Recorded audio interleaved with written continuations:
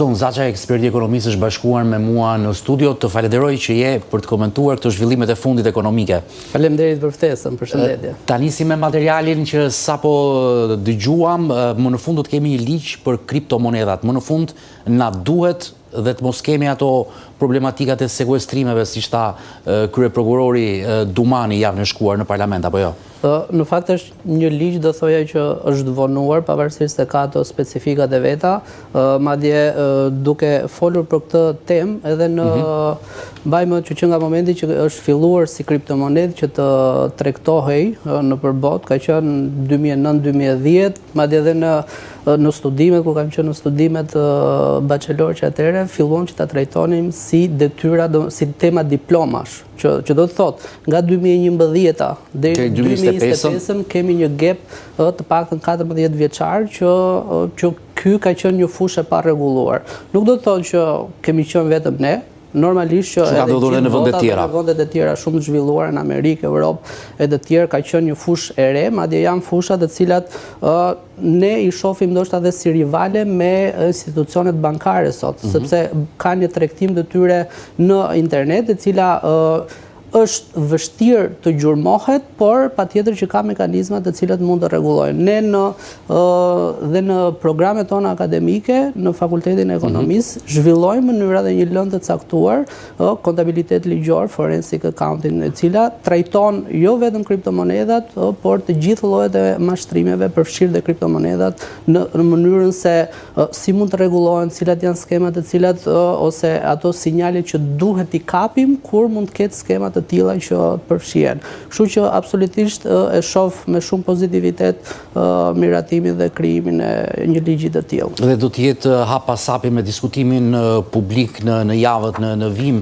Flasim për projekt buxhetin, qeveria aktuale rishikon për herë të tretë brenda një viti. Besoj edhe ju i keni parë detajet se si do të rishpërndahen apo ku do të shkojnë fondet për pjesën e mbetur të 2025-s. Parimisht është mirë apo jo për një buxhet që rishikohet disa herë brenda vitit?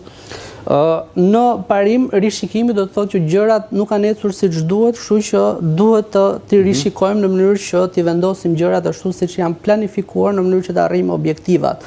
Në profesionin ton apo dhe në profesionet e zakonshme, sidomos në lidhje që mund të kenë me kostot, me buxhetet të caktuara, çfarë bëhet? Vendosen një objektivi caktuar për vitin e ardhshëm dhe kontrollohet her pas here nëse jemi duke ecur në atë drejtim apo jo. Normalisht rishikimet të shpeshta që mund t'i bëhen një objektivi caktuar ose një buxheti caktuar që flasim për pjesën në fjalë, do të thotë që ka diçka që në fillesa që ky parashikim që është bërë nuk ka qenë shumë i detajuar, nuk ka qenë gjithëpërfshirës, por thjesht ka qenë një buxhet,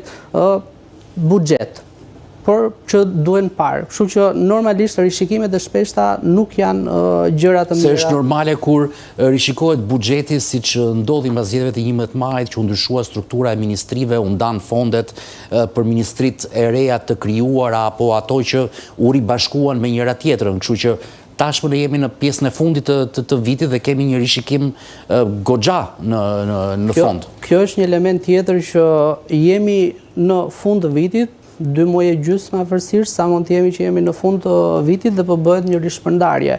A mund të arrihen në periudhë kaq shumë të shkurtër, duke pasur parasysh dhe burokracitë që janë administratën publike, të arrihen projekte të caktuara të tjerë, dhe kjo është një pikë pyetje që duhet parë. Por nëse nuk bëhet drejt për së drejti për të arritur projekte të caktuara, duke qenë se është koha shumë e shkurtër, pse u bë? A mund të jetë kjo një element që në analizë